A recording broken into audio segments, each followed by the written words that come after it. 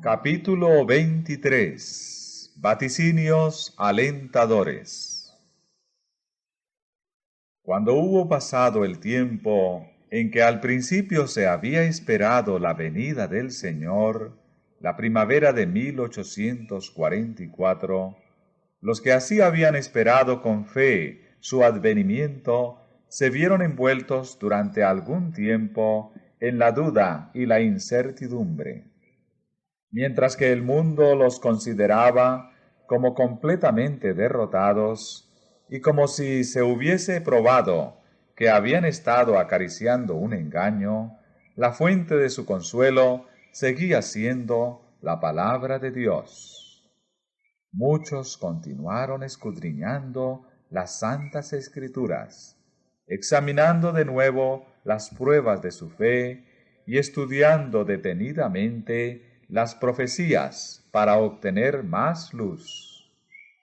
El testimonio de la Biblia en apoyo de su actitud parecía claro y concluyente.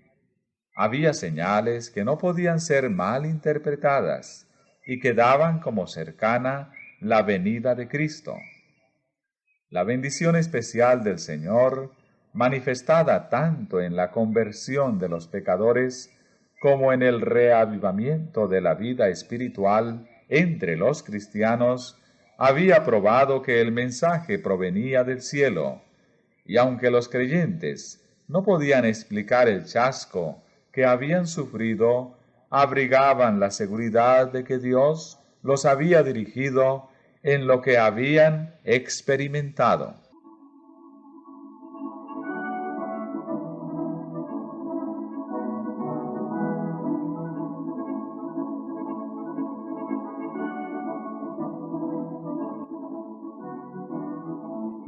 Las profecías que ellos habían aplicado al tiempo del segundo advenimiento iban acompañadas de instrucciones que correspondían especialmente con su estado de incertidumbre e indecisión, y que los animaban a esperar pacientemente en la firme creencia de que lo que entonces parecía oscuro a sus inteligencias sería aclarado a su debido tiempo.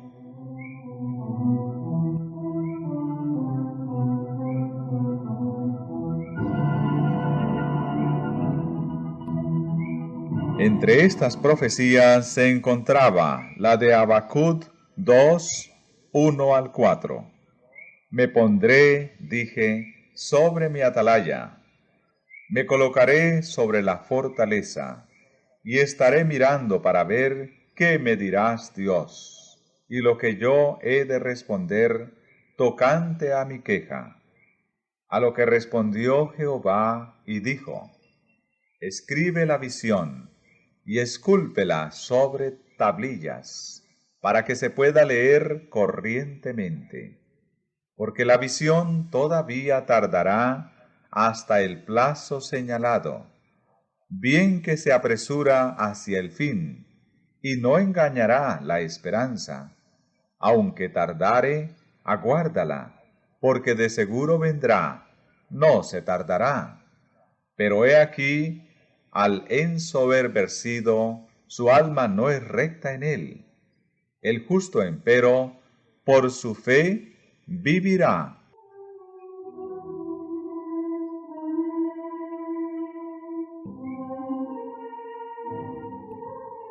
Ya por el año 1842, la orden dada en esta profecía, escribe la visión y escúlpela sobre tablillas para que se pueda leer corrientemente, le había sugerido a Carlos Fitch la redacción de un cartel profético con que ilustrar las visiones de Daniel y del Apocalipsis. La publicación de este cartel fue considerada como cumplimiento de la orden dada por Habacuc. Nadie, sin embargo, notó entonces que la misma profecía menciona una dilación evidente en el cumplimiento de la visión, un tiempo de demora. Después del contratiempo, este pasaje de las Escrituras resultaba muy significativo. La visión todavía tardará hasta el plazo señalado, bien que se apresura hacia el fin, y no engañará la esperanza. Aunque tardare, aguárdala, porque de seguro vendrá, no se tardará. El justo, empero, por su fe, vivirá.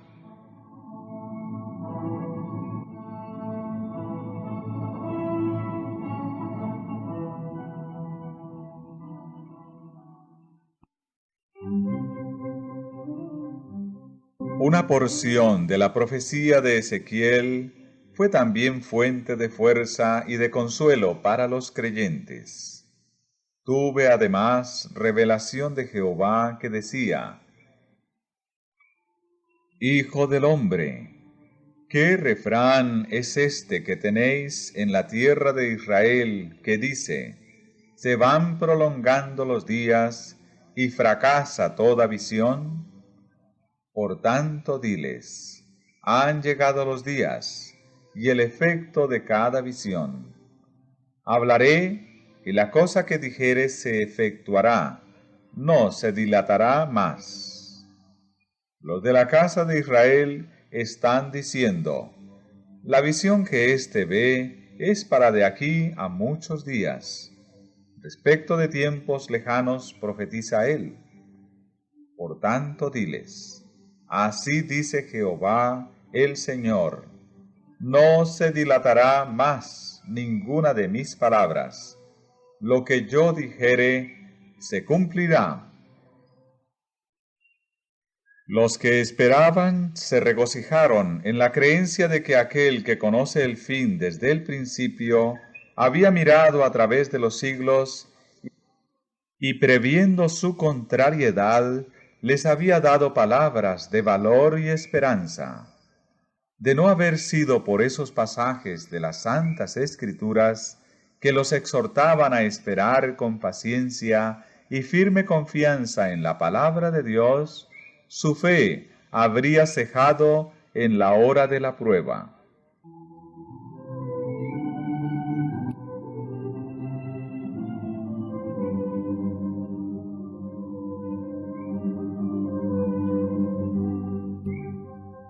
La parábola de las 10 vírgenes de Mateo 25 ilustra también lo que experimentaron los adventistas.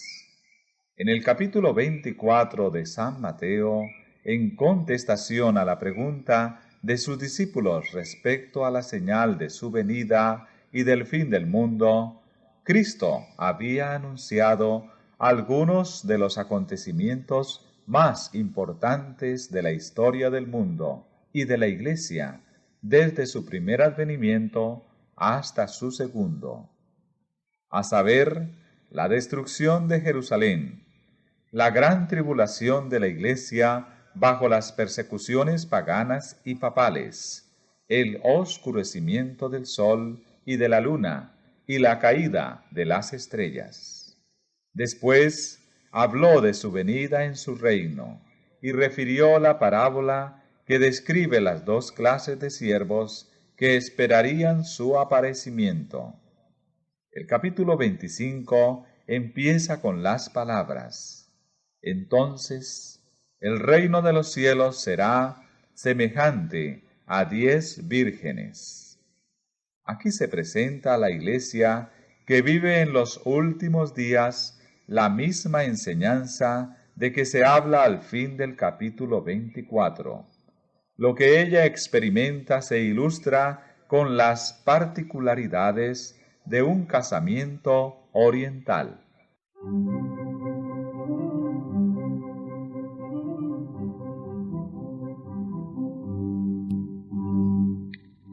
Entonces el reino de los cielos será semejante a 10 vírgenes, que tomaron sus lámparas y salieron a recibir al esposo. Y 5 de ellas eran insensatas, y 5 prudentes. Porque las insensatas, cuando tomaron sus lámparas, no tomaron aceite consigo, pero las prudentes tomaron aceite en sus vasijas, juntamente con sus lámparas. Tardándose, pues, el esposo, cabecearon todas y se durmieron. Mas, a la medianoche, fue oído el grito: «He aquí que viene el esposo, salid a recibirle».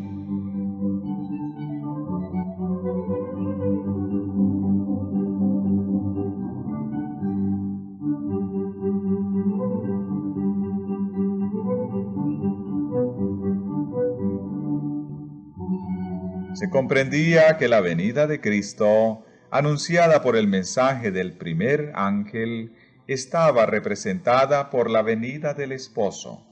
La extensa obra de reforma que produjo la proclamación de su próxima venida correspondía a la salida de las vírgenes. Tanto en esta parábola como en la de San Mateo 24, se representan dos clases de personas. Unas y otras habían tomado sus lámparas, la Biblia, y a su luz salieron a recibir al esposo. Pero mientras que las insensatas, cuando tomaron sus lámparas, no tomaron aceite consigo, las prudentes tomaron aceite en sus vasijas, juntamente con sus lámparas. Estas últimas habían recibido la gracia de Dios, el poder regenerador e iluminador del Espíritu Santo, que convertía su palabra en una antorcha para los pies y una luz en la senda. A fin de conocer la verdad, habían estudiado las Escrituras en el temor de Dios, y habían procurado con ardor que hubiese pureza en su corazón y su vida. Tenían experiencia personal, fe en Dios y en su palabra, y esto no podían borrarlo el desengaño y la dilación. En cuanto a las otras vírgenes, cuando tomaron sus lámparas, no tomaron aceite consigo. Habían obrado por impulso. Sus temores habían sido despertados por el solemne mensaje, pero se habían apoyado en la fe de sus hermanas, satisfechas con la luz vacilante de las buenas emociones, sin comprender a fondo la verdad y sin que la gracia hubiese obrado verdaderamente en sus corazones. Habían salido a recibir al Señor, llenas de esperanza en la perspectiva de una recompensa inmediata, pero no estaban preparadas para la tardanza ni para el contratiempo. Cuando vinieron las pruebas, su fe vaciló y sus luces se debilitaron.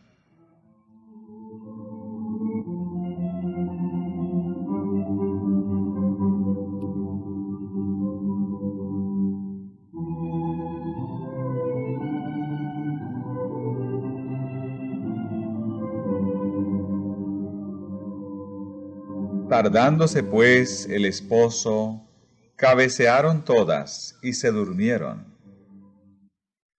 La tardanza del esposo representa la expiración del plazo en que se esperaba al Señor, el contratiempo y la demora aparente.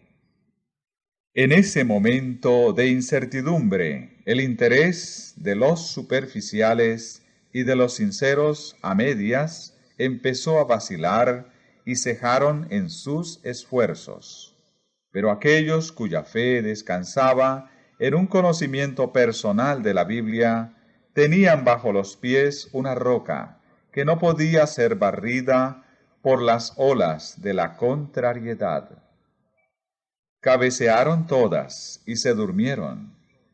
Una clase de cristianos se sumió en la indiferencia y abandonó su fe. La otra siguió esperando pacientemente hasta que se le diese mayor luz. Sin embargo, en la noche de la prueba, esta segunda categoría pareció perder, hasta cierto punto, su ardor y devoción. Los tibios y superficiales no podían seguir apoyándose en la fe de sus hermanos. Cada cual debía sostenerse por sí mismo o caer.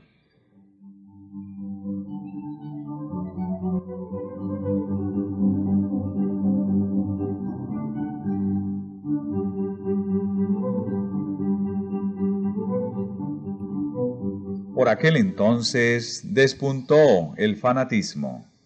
Algunos que habían profesado creer fervidamente en el mensaje rechazaron la palabra de Dios como guía infalible y pretendiendo ser dirigidos por el Espíritu, se abandonaron a sus propios sentimientos, impresiones e imaginación.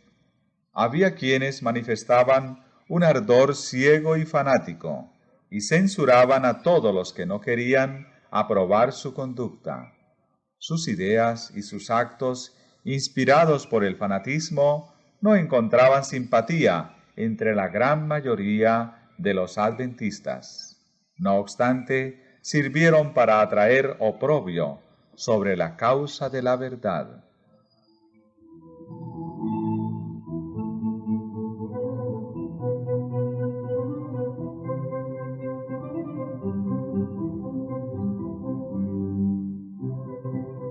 Satanás estaba tratando de oponerse por este medio a la obra de Dios y destruirla. El movimiento adventista había conmovido grandemente a la gente. Se habían convertido miles de pecadores y hubo hombres sinceros que se dedicaron a proclamar la verdad, hasta en el tiempo de la tardanza. El príncipe del mal estaba perdiendo sus súbditos, y para echar oprobio sobre la causa de Dios, trató de engañar a algunos de los que profesaban la fe y de trocarlos en extremistas. Luego sus agentes estaban listos para aprovechar cualquier error, cualquier falta, cualquier acto indecoroso y presentarlo al pueblo en la forma más exagerada, a fin de hacer odiosos a los adventistas y la fe que profesaban. Así, cuanto mayor era el número de los que lograra incluir entre los que profesaban creer en el segundo advenimiento, mientras su poder dirigía sus corazones, tanto más fácil le sería señalarlos a la atención del mundo como representantes de todo el cuerpo de creyentes.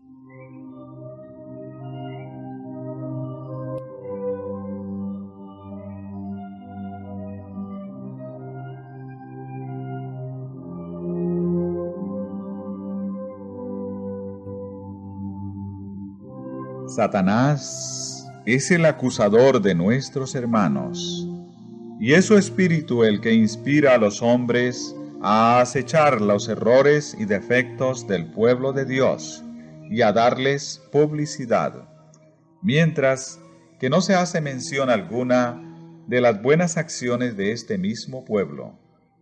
Siempre está activo cuando Dios obra para salvar las almas. Cuando los hijos de Dios acuden a presentarse ante el Señor, Satanás viene también entre ellos. En cada despertamiento religioso está listo para introducir a aquellos cuyos corazones no están santificados y cuyos espíritus no están bien equilibrados. Cuando éstos han aceptado algunos puntos de la verdad y han conseguido formar parte del número de los creyentes, Él influye por conducto de ellos para introducir teorías que engañarán a los incautos. El hecho de que una persona se encuentre en compañía de los hijos de Dios y hasta en el lugar de culto y en torno a la mesa del Señor no prueba que dicha persona sea verdaderamente cristiana. Allí está con frecuencia Satanás, en las ocasiones más solemnes, bajo la forma de aquellos a quienes puede emplear como agentes suyos.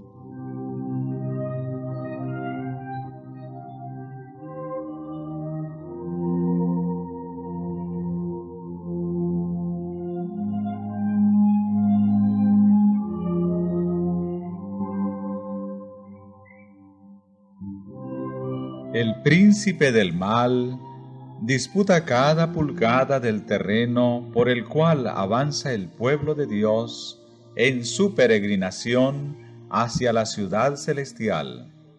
En toda la historia de la Iglesia, ninguna reforma ha sido llevada a cabo sin encontrar serios obstáculos.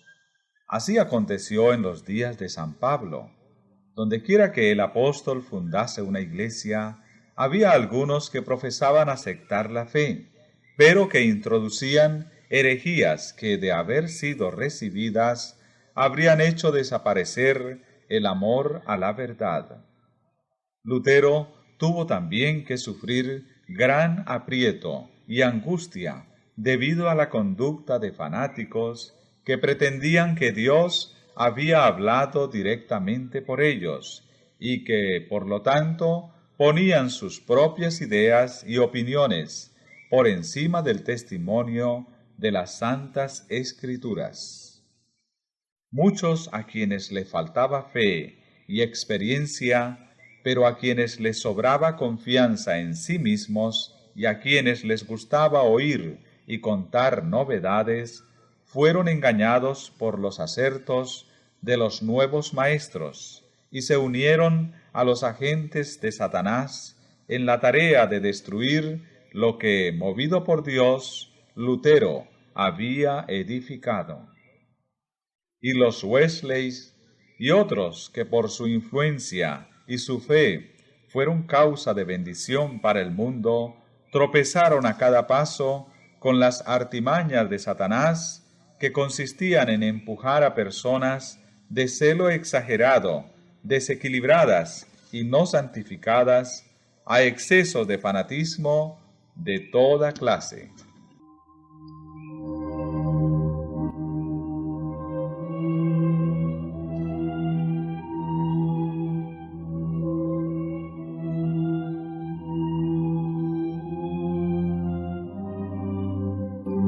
Guillermo Miller no simpatizaba con aquellas influencias que conducían al fanatismo. Declaró como Lutero que todo espíritu debía ser probado por la palabra de Dios. El diablo, decía Miller, tiene gran poder en los ánimos de algunas personas de nuestra época. ¿Y cómo sabremos de qué espíritu provienen? La Biblia contesta: por sus frutos los conoceréis.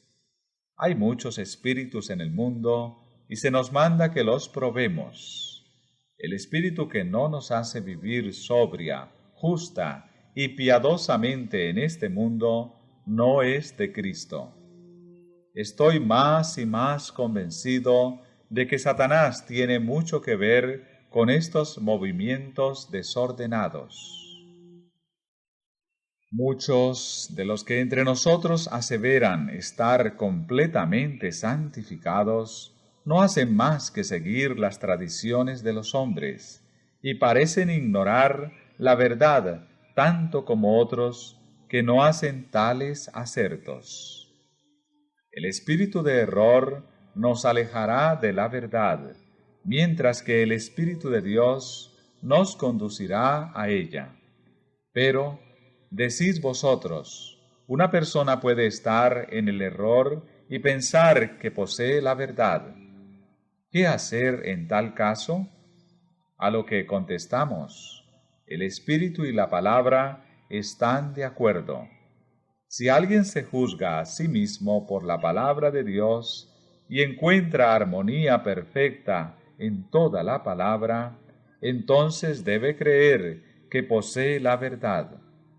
Pero si encuentra que el espíritu que le guía no armoniza con todo el contenido de la ley de Dios o su libro, ande entonces cuidadosamente para no ser apresado en la trampa del diablo. Muchas veces, al notar una mirada benigna, una mejilla humedecida y unas palabras entrecortadas, he visto mayor prueba de piedad interna que en todo el ruido de la cristiandad.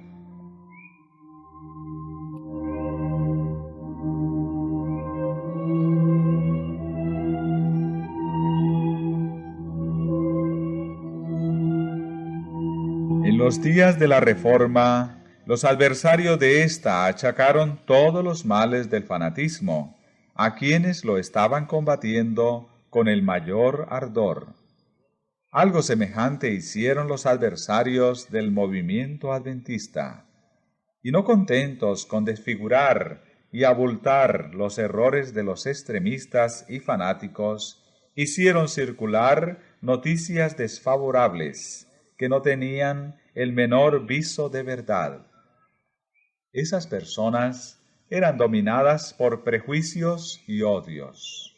La proclamación de la venida inminente de Cristo les perturbaba la paz. Temían que pudiese ser cierta, pero esperaban, sin embargo, que no lo fuese.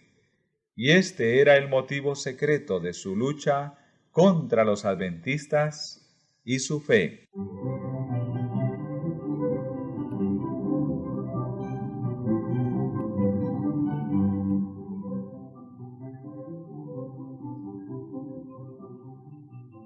La circunstancia de que unos pocos fanáticos se abrieran paso entre las filas de los adventistas no era mayor razón para declarar que el movimiento no era de Dios, que lo fue la presencia de fanáticos y engañadores en la iglesia en días de San Pablo o de Lutero para condenar la obra de ambos.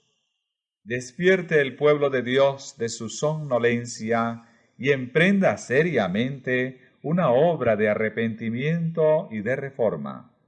Escudriñe las Escrituras para aprender la verdad tal cual es en Jesús. Conságrese por completo a Dios, y no faltarán pruebas de que Satanás está activo y vigilante. Manifestará su poder por todos los engaños posibles, y llamará en su ayuda a todos los ángeles caídos de su reino.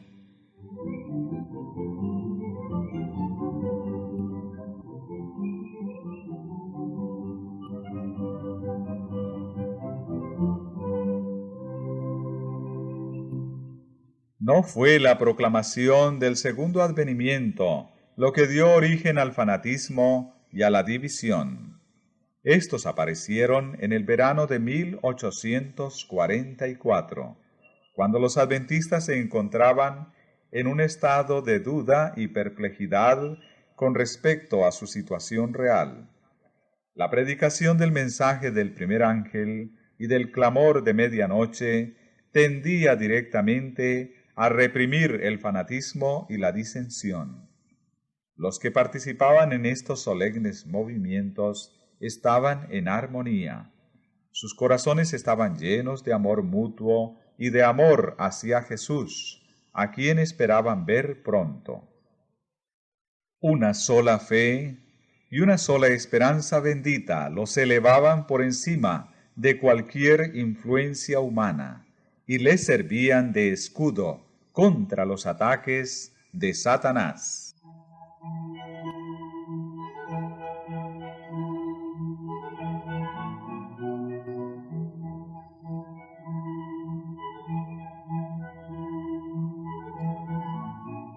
Tardándose pues el esposo, cabecearon todas y se durmieron. Mas a la medianoche fue oído el grito: «He aquí que viene el esposo, salid a recibirle». Entonces todas aquellas vírgenes se levantaron y aderezaron sus lámparas. En el verano de 1844, a mediados de la época comprendida entre el tiempo en que se había supuesto primero que terminarían los 2300 días y el otoño del mismo año, hasta donde descubrieron después que se extendían, el mensaje fue proclamado en los términos mismos de la Escritura: «He aquí que viene el esposo».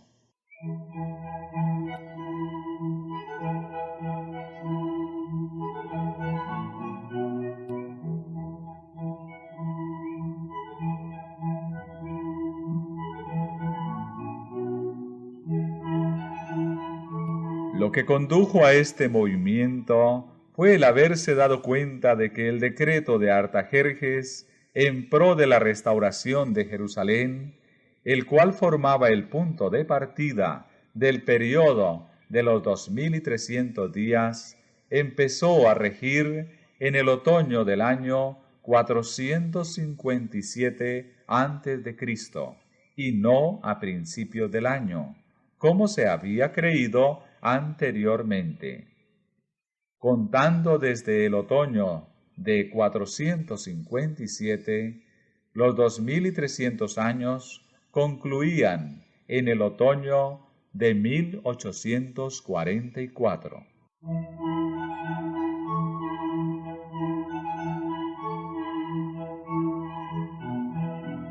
Los argumentos basados en los símbolos del Antiguo Testamento indicaban también el otoño como el tiempo en que el acontecimiento representado por la purificación del santuario debía verificarse.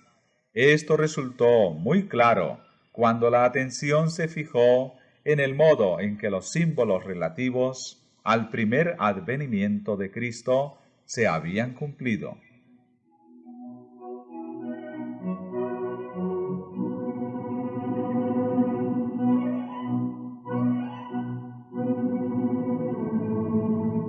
La inmolación del Cordero Pascual prefiguraba la muerte de Cristo.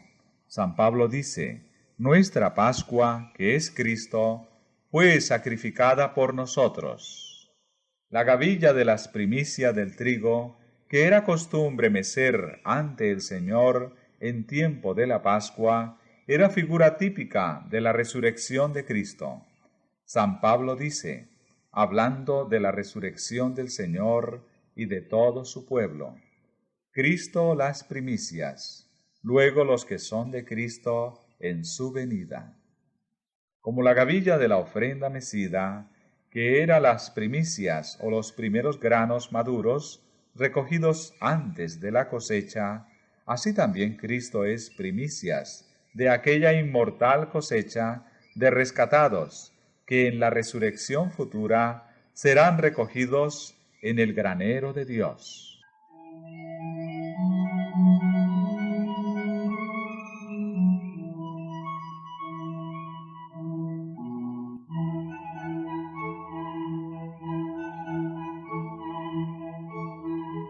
Estos símbolos se cumplieron no sólo en cuanto al acontecimiento, sino también en cuanto al tiempo. El día 14 del primer mes de los judíos, el mismo día y el mismo mes en que 15 largos siglos antes el Cordero Pascual había sido inmolado, Cristo, después de haber comido la Pascua con sus discípulos, estableció la institución que debía conmemorar su propia muerte como Cordero de Dios, que quita el pecado del mundo. En aquella misma noche fue aprehendido por manos impías para ser crucificado e inmolado. Como antitipo de la gavilla mecida, nuestro Señor fue resucitado de entre los muertos al tercer día, primicias de los que durmieron, cual ejemplo de todos los justos que han de resucitar, cuyo vil cuerpo transformará y hará semejante a su cuerpo glorioso.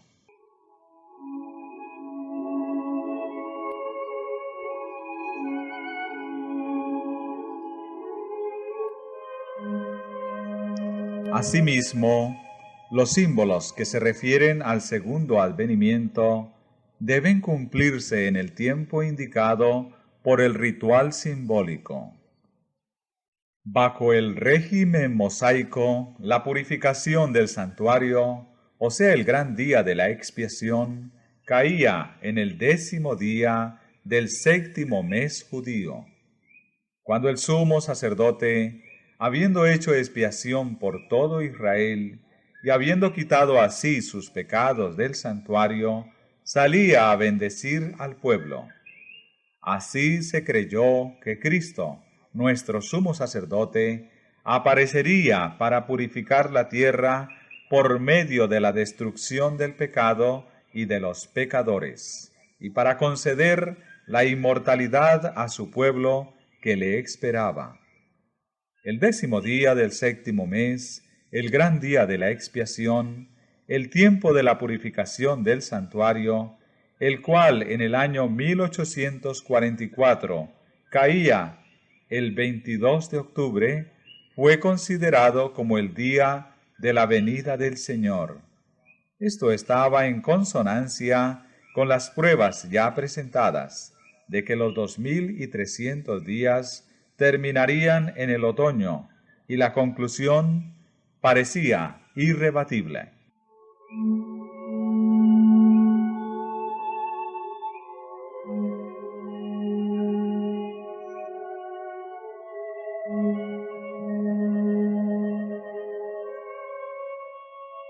En la parábola de San Mateo 25, el tiempo de espera y el cabeceo son seguidos de la venida del esposo. Esto estaba de acuerdo con los argumentos que se acaban de presentar y que se basaban tanto en las profecías como en los símbolos. Para muchos entrañaba gran poder convincente de su verdad, y el clamor de medianoche fue proclamado por miles de creyentes.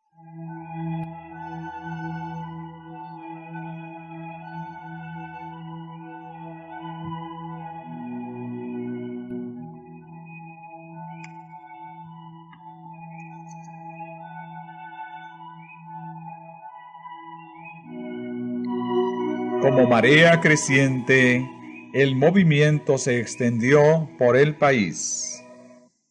Fue de ciudad en ciudad, de pueblo en pueblo, y hasta los lugares más remotos del campo, y consiguió despertar al pueblo de Dios que estaba esperando. El fanatismo desapareció ante esta proclamación como helada temprana ante el sol naciente. Los creyentes vieron desvanecerse sus dudas y perplejidades. La esperanza y el valor reanimaron sus corazones.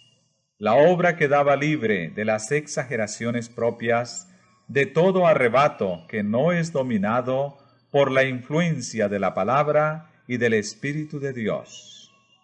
Este movimiento recordaba los periodos sucesivos de humillación y de conversión al Señor que entre los antiguos israelitas solían resultar de las reconvenciones dadas por los siervos de Dios. Llevaba el sello distintivo de la obra de Dios en todas las edades. Había en él poco gozo estático, sino más bien un profundo escudriñamiento del corazón, confesión de los pecados y renunciación al mundo. El anhelo de los espíritus abrumados era prepararse para recibir al Señor. Había perseverancia en la oración y consagración a Dios sin reserva.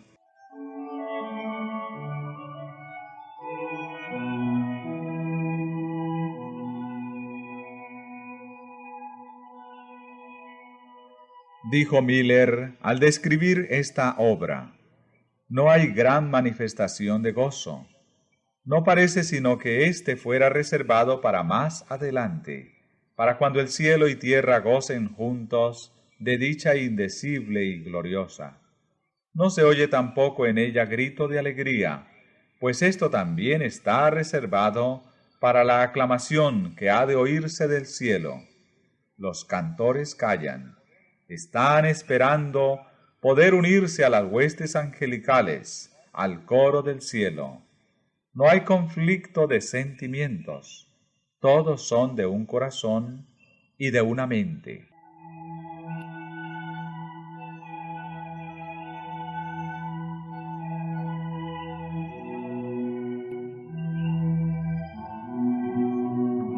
Otra persona que tomó parte en el movimiento testifica lo siguiente: produjo en todas partes el más profundo escudriñamiento del corazón y humillación del alma ante el Dios del alto cielo.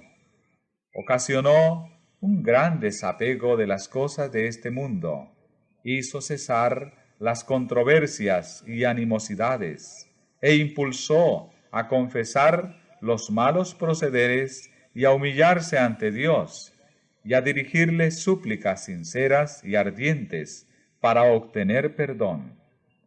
Causó humillación personal y postración del alma, cual nunca las habíamos presenciado hasta entonces. Como el Señor lo dispusiera por boca del profeta Joel, para cuando el día del Señor estuviese cerca, produjo un desgarramiento de los corazones y no de las vestiduras, y la conversión al Señor con ayuno, lágrimas y lamentos. Como Dios lo dijera por conducto de Zacarías, un espíritu de gracia y oración fue derramado sobre sus hijos, y miraron a aquel a quien habían traspasado. Había gran pesar en la tierra, y los que estaban esperando al Señor afligían sus almas ante Él.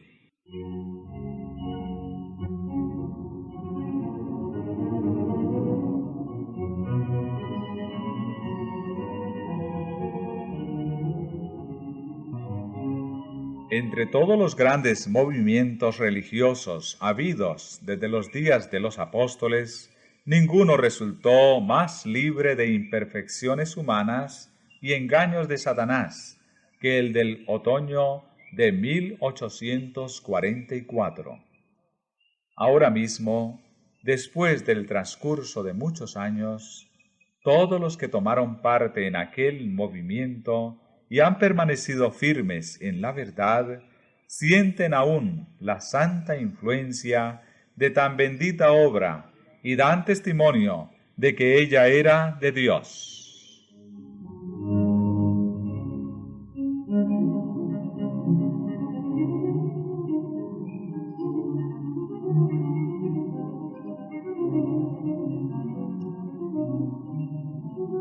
Al clamar, «He aquí que viene el esposo, salid a recibirle», los que esperaban se levantaron y aderezaron sus lámparas. Estudiaron la palabra de Dios con una intensidad e interés antes desconocidos. Fueron enviados ángeles del cielo para despertar a los que se habían desanimado y para prepararlos a recibir el mensaje. La obra no descansaba en la sabiduría y los conocimientos humanos, sino en el poder de Dios. No fueron los de mayor talento, sino los más humildes y piadosos, los que oyeron y obedecieron primero al llamamiento. Los campesinos abandonaban sus cosechas en los campos.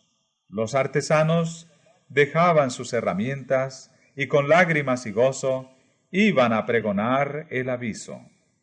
Los que anteriormente habían encabezado la causa fueron los últimos en unirse a este movimiento. Las iglesias en general cerraron sus puertas a este mensaje, y muchos de los que lo aceptaron se separaron de sus congregaciones. En la providencia de Dios, esta proclamación se unió con el segundo mensaje angelical y dio poder a la obra.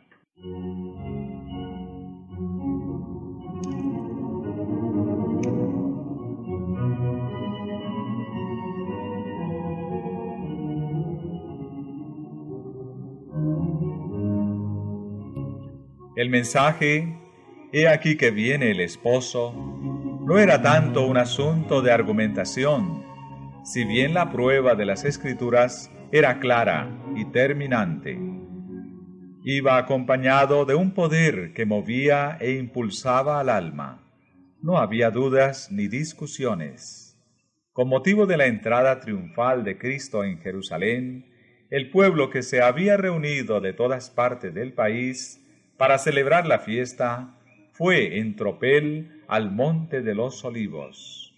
Y al unirse con la multitud que acompañaba a Jesús, se dejó arrebatar por la inspiración del momento y contribuyó a dar mayores proporciones a la aclamación, bendito el que viene en el nombre del Señor.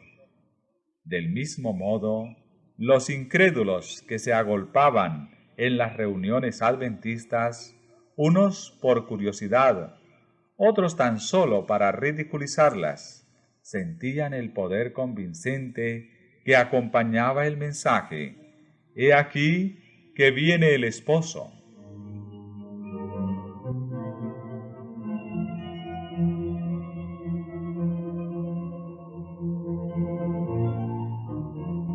En aquel entonces había una fe que atraía respuesta del cielo a las oraciones, una fe que se atenía a la recompensa. Como los aguaceros que caen en tierra sedienta, el Espíritu de gracia descendió sobre los que le buscaban con sinceridad. Los que buscaban verse pronto cara a cara con su Redentor sintieron una solemnidad y un gozo indecibles.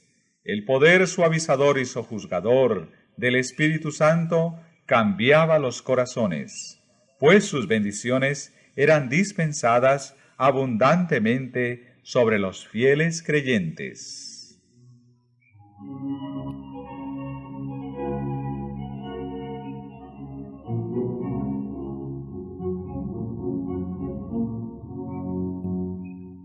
Los que recibieron el mensaje llegaron cuidadosa y solemnemente al tiempo en que esperaban encontrarse con su Señor. Cada mañana sentían que su primer deber consistía en asegurar su aceptación para con Dios. Sus corazones estaban estrechamente unidos y oraban muchos unos con otros y unos por otros. A menudo se reunían en sitios apartados para ponerse en comunión con Dios, y oíanse voces de intercesión que desde los campos y las arboledas ascendían al cielo. La seguridad de que el Señor les daba su aprobación era para ellos más necesaria que su alimento diario, y si alguna nube oscurecía sus espíritus, no descansaban hasta que se hubiera desvanecido. Como sentían el testimonio de la gracia que les perdonaba, anhelaban contemplar a aquel a quien amaban sus almas.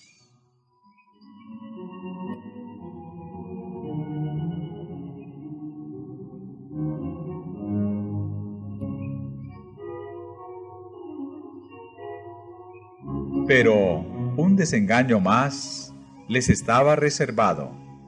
El tiempo de espera pasó y su Salvador no apareció. Con confianza inquebrantable habían esperado su venida, y ahora sentían lo que María cuando, al ir al sepulcro del Salvador y encontrándolo vacío, exclamó llorando: «Se han llevado a mi Señor, y no sé dónde le han puesto».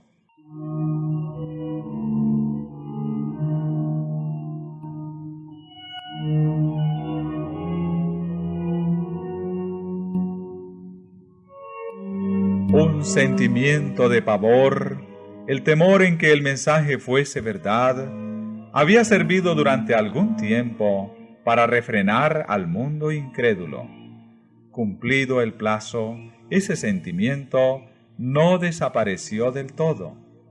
Al principio no se atrevieron a celebrar su triunfo sobre los que habían quedado chasqueados, pero como no se vieran señales de la ira de Dios, se olvidaron de sus temores y nuevamente profirieron insultos y burlas. Un número notable de los que habían profesado creer en la próxima venida del Señor abandonaron su fe. Algunos que habían tenido mucha confianza quedaron tan hondamente heridos en su orgullo que hubiesen querido huir del mundo. Como Jonás, se quejaban de Dios y habrían preferido la muerte a la vida. Los que habían fundado su fe en opiniones ajenas y no en la palabra de Dios, estaban listos para cambiar otra vez de parecer.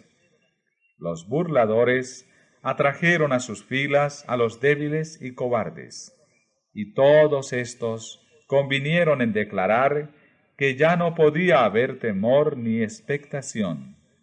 El tiempo había pasado, el Señor no había venido, y el mundo podría subsistir como antes, miles de años.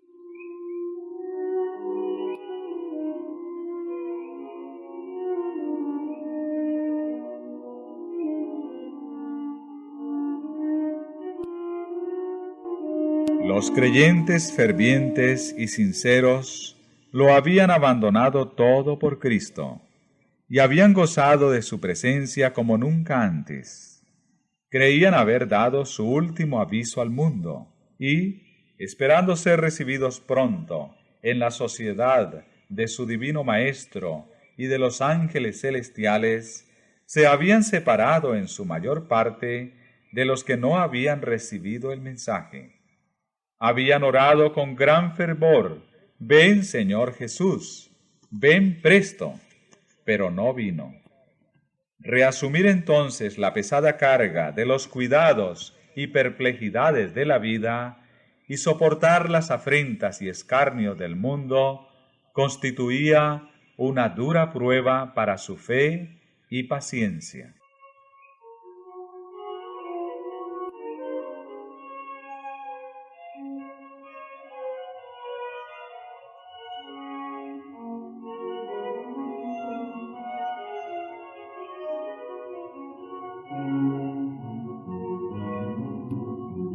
Con todo, este contratiempo no era tan grande como el que experimentaron los discípulos cuando el primer advenimiento de Cristo.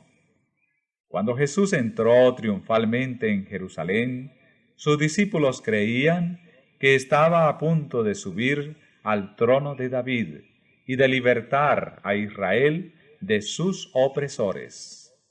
Llenos de esperanza y de gozo anticipado, rivalizaban unos con otros en tributar honor a su rey. Muchos tendían sus ropas como alfombra en su camino y esparcían ante él palmas frondosas. En su gozo y entusiasmo unían sus voces a la alegre aclamación: «Hosana al Hijo de David». Cuando los fariseos, incomodados y airados por esta explosión de regocijo, expresaron el deseo de que Jesús censurara a sus discípulos, él contestó: si éstos callaran, las piedras clamarían. Las profecías deben cumplirse. Los discípulos estaban cumpliendo el propósito de Dios. Sin embargo, un duro contratiempo les estaba reservado. Pocos días pasaron antes que fueran testigos de la muerte atroz del Salvador y de su sepultura. Su expectación no se había realizado y sus esperanzas murieron con Jesús. Fue tan solo cuando su Salvador hubo salido triunfante del sepulcro, cuando pudieron darse cuenta de que todo había sido predicho por la profecía y de que era necesario que el Mesías padeciese y resucitase de entre los muertos.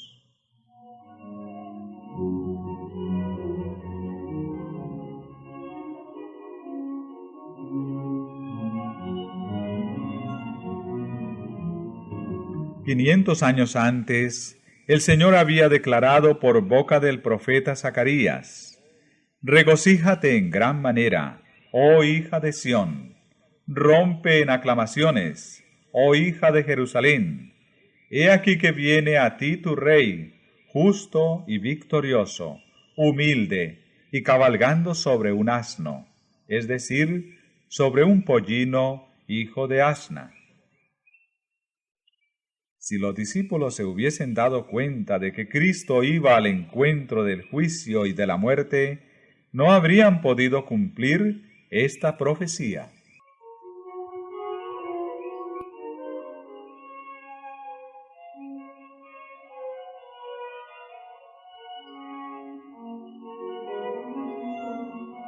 Del mismo modo, Miller y sus compañeros cumplieron la profecía y proclamaron un mensaje que la inspiración había predicho y que iba a ser dada al mundo, pero que ellos no hubieran podido dar si hubiesen entendido por completo las profecías que indicaban su contratiempo y que presentaban otro mensaje que debía ser predicado a todas las naciones antes de la venida del Señor. Los mensajes del primer ángel y del segundo fueron proclamados en su debido tiempo y cumplieron la obra que Dios se había propuesto cumplir por medio de ellos.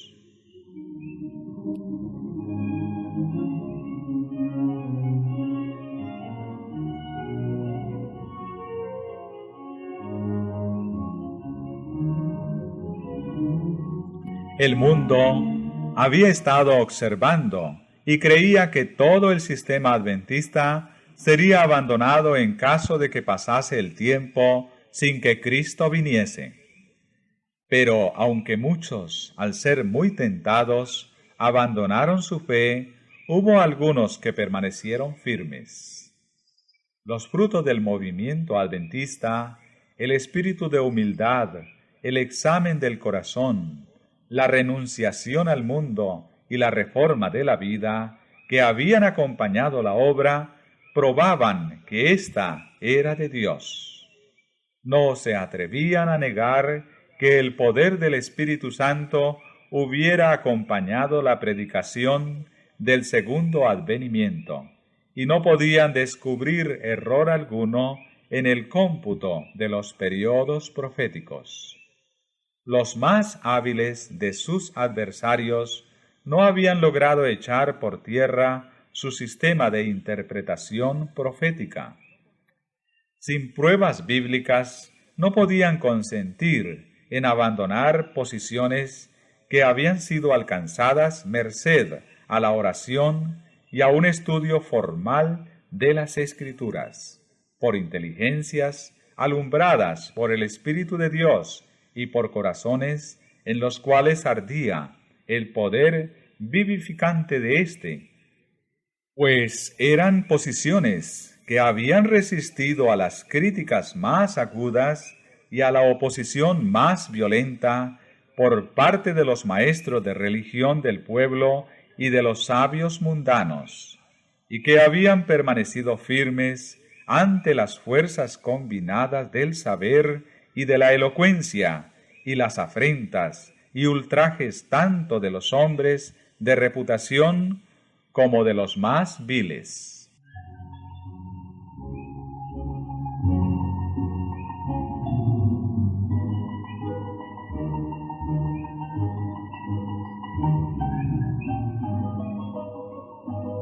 Verdad es que no se había producido el acontecimiento esperado, pero ni aun esto pudo conmover su fe en la palabra de Dios. Cuando Jonás proclamó en las calles de Nínive que en el plazo de 40 días la ciudad sería destruida, el Señor aceptó la humillación de los ninivitas y prolongó su tiempo de gracia. No obstante, el mensaje de Jonás fue enviado por Dios, y Nínive fue probada por la voluntad divina.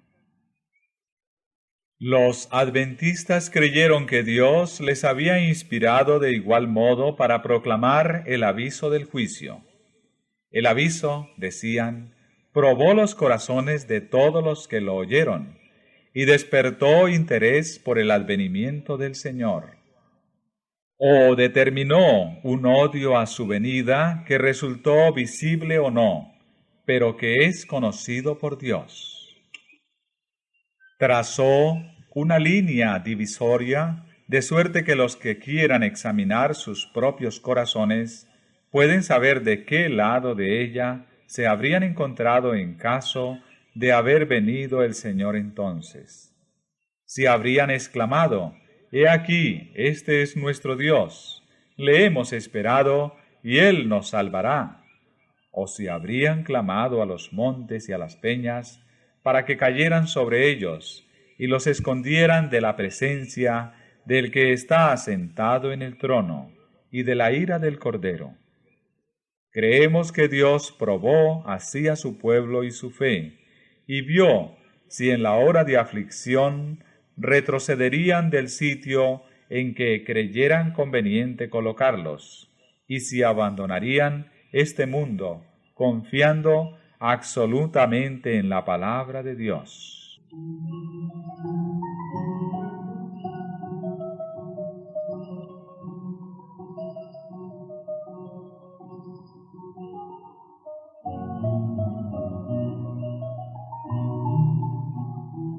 Los sentimientos de los que creían que Dios los había dirigido en su pasada experiencia están expresados en las siguientes palabras de Guillermo Miller. Si tuviese que volver a empezar mi vida con las mismas pruebas que tuve entonces, para ser de buena fe para con Dios y los hombres, tendría que hacer lo que hice. Espero haber limpiado mis vestiduras de la sangre de las almas. Siento que, en cuanto me ha sido posible, me he librado de toda culpabilidad en su condenación. Aunque me chasqueé 2 veces, escribió este hombre de Dios, no estoy aún abatido ni desanimado. Mi esperanza en la venida de Cristo es tan firme como siempre. No he hecho más que lo que, después de años de solemne consideración, sentía que era mi solemne deber hacer. Si me he equivocado, ha sido del lado de la caridad, del amor a mis semejantes y movido por el sentimiento de mi deber para con Dios. Algo sé de cierto, y es que no he predicado nada en que no creyese, y Dios ha estado conmigo. Su poder se ha manifestado en la obra, y mucho bien se ha realizado. A juzgar por las apariencias humanas, muchos miles fueron inducidos a estudiar las Escrituras por la predicación de la fecha del advenimiento. Y por ese medio y la aspersión de la sangre de Cristo fueron reconciliados con Dios. Nunca he solicitado el favor de los orgullosos, ni temblado ante las amenazas del mundo.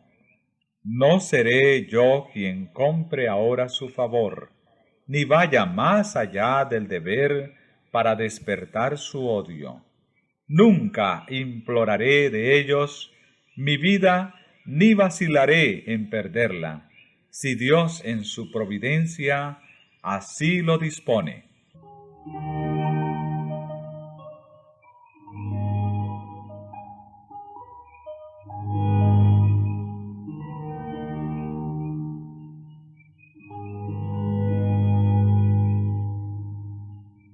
Dios no se olvidó de su pueblo. Su espíritu siguió acompañando a los que no negaron temerariamente la luz que habían recibido ni denunciaron el movimiento adventista. En la epístola a los Hebreos hay palabras de aliento y de admonición para los que vivían en la expectación y fueron probados en esa crisis. No desechéis, pues, esta vuestra confianza, que tiene una grande remuneración, porque tenéis necesidad de la paciencia, a fin de que, habiendo hecho la voluntad de Dios, recibáis la promesa. Porque dentro de un brevísimo tiempo vendrá el que ha de venir, y no tardará. El justo empero vivirá por la fe, y si alguno se retirare, no se complacerá mi alma en él. Nosotros, empero, no somos de aquellos que se retiran para perdición, sino de los que tienen fe para salvación del alma.